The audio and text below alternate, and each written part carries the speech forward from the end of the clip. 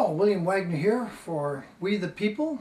On second thought, I know many of you don't need to tune into my channel to see what TMZ is already publishing, but I try to give you what I think are the highlights, and if you couldn't understand the words, to type them in for you. But people have asked me, what do you think of the Conrad Murray trial? Well, number one, it's not the Conrad Murray trial. What it really is the Robert Earl CARTER trial, who has changed his name right before he started working for Michael Jackson to Conrad Murray, or Conrad Robert Murray. So we're prosecuting him under a name he didn't use most of his life. That strikes me as odd. Just very, very odd. For a medical doctor to change his name? Secondly, we had that time last week where defense attorney Flanagan says, well, isn't he a doctor? There was an objection. He said, well... What are you referring to? He is a doctor. He's got skill and training. Sustained.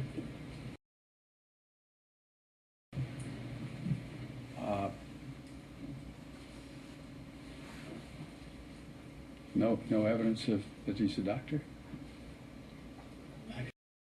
No evidence that he's a doctor.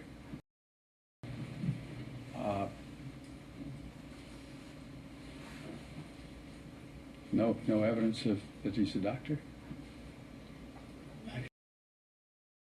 Conrad Murray's a doctor, and there's an objection. So, well, isn't he a doctor? Now, this is a defense attorney. No evidence that he's a doctor.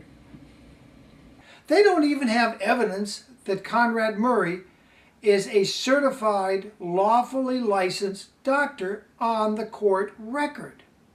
So the objection was sustained. Wow. What we know is that Dr. Rogers and several other doctors have testified, the guy that publishes the magazine on anesthesiology, have testified you don't use propofol as a regular sleeping agent. It won't keep you asleep very long. So whatever put him asleep, put Michael Jackson asleep, had to be something way over the active ingredient ratio that was on the bottle, or there was something else spiked in it. But what really worries me is two people have confirmed, and I asked you to call the Houston hospitals yourself and talk to the emergency nurses down there and ask them, did you ever see a cardiologist named Conrad Murray come in there and do any kind of medicine? They don't seem to know who he is in Houston. And he didn't have an office very long in Las Vegas. And apparently didn't really have an office in Hawaii either. So who is this Conrad Murray? Murray turns out to be his wife's maiden name. Now, aside from the fact that he's more concerned with picking up a lot of new girlfriends because he's Michael Jackson's doctor, this man has been testified against by people saying your primary doctor's responsibility is the patient. Not what the patient wants or what the patient thinks he needs, but the patient's best welfare. And we know he didn't have resuscitation equipment. He didn't even have an audio alarm in case he stopped breathing. He did this outside of a hospital. He did everything as wrong as possible. And I personally was in the courtroom when Alberto Alvarez testified that he came into Michael's room and had to get the kids out, and then we lowered Michael to the floor where you could do proper two-handed heart compressions, because this cardiologist, according to Alberto, was doing one-handed compressions. One-handed.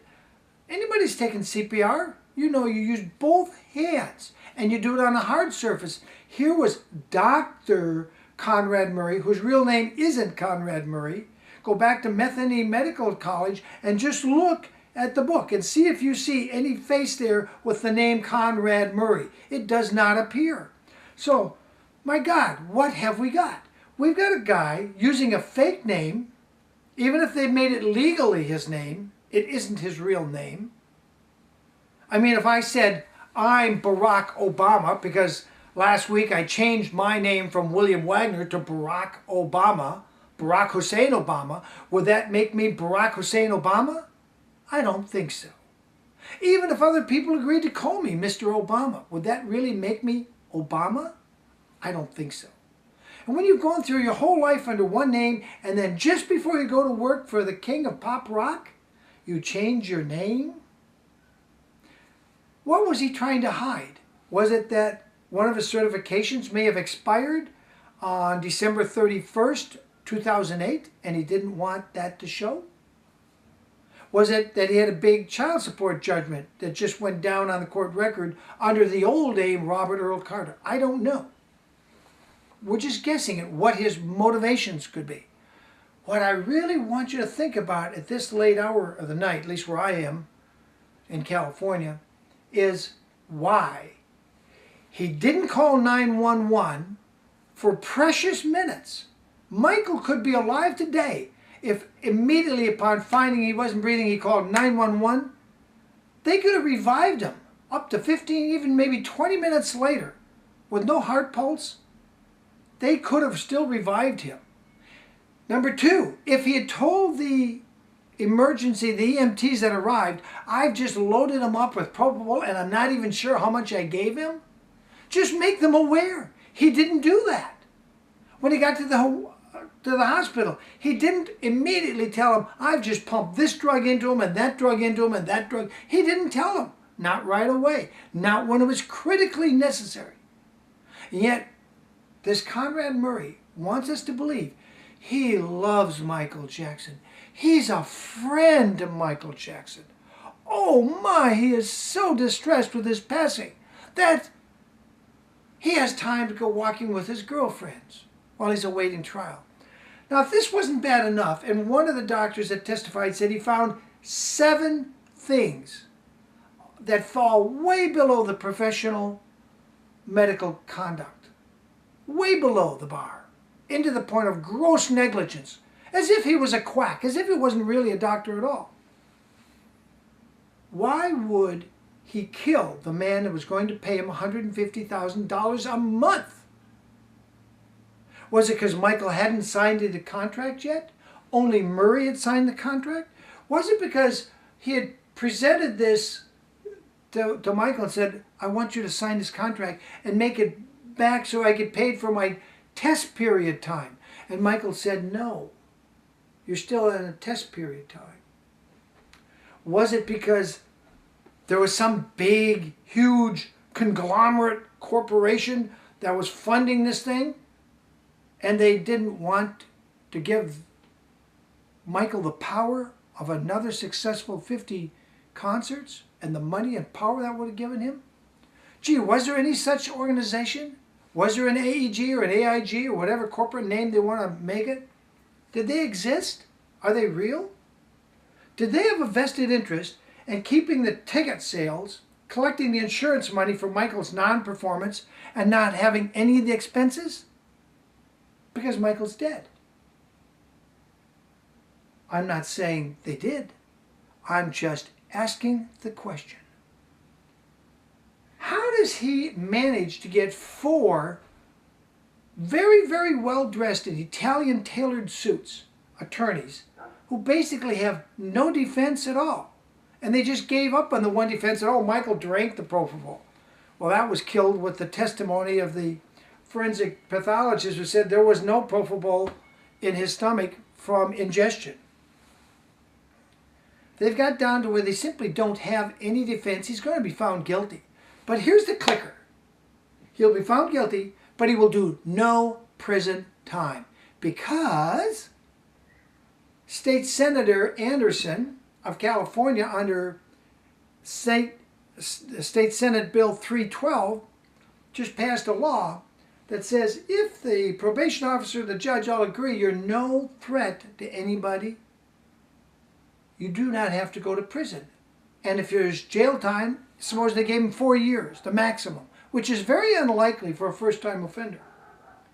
He would do it in the LA County Jail. And if the county jail is too full, the sheriff and the probation officer can arrange an electronic ankle monitoring device. So he's on probation, he's technically on house arrest, and he goes home to live with his girlfriends and his wives.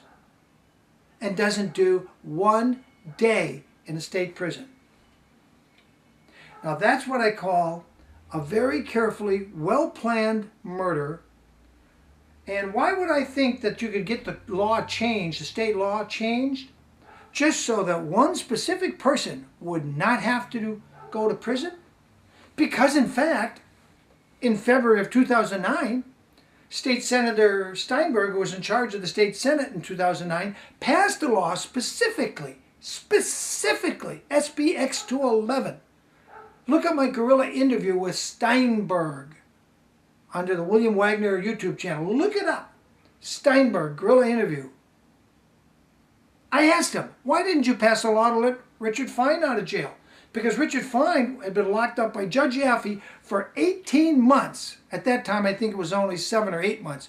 But finally, it was like 18 months before he got out for simply proving all 400 judges of the Los Angeles County Judicial District, all of them, including Judge Pastor sitting on this trial with Murray, all of them took open bribes in the way of a monthly check from the County Corporation of LA, which they were forbidden to do ever since they became state Superior Court judges back in 1988. And that little distinction where we went from County Superior to State Superior, that was never well publicized. Most people, even as I speak these words, do not know the difference. The difference is they get one check, it can only come from the state, and that's the law. If they take any gifts, any money from any corporation, any person, that's bribery and they go to jail. Well, you can't send 400 judges to jail, can you? Apparently not. Because even though Richard Fine proved they did, and maybe that's got a reason why the County of Los Angeles didn't lose any lawsuits, even though they're being sued tens of thousands of times a year. For almost 3 years, they lost not a single lawsuit. One every single time.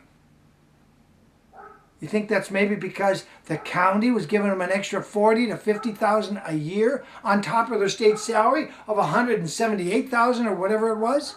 That makes these county superior judges or state superior court judges, which they really are today, it makes them more highly paid than John Roberts, the United States Chief Justice of the Supreme Court of the United States Corporation. That's right.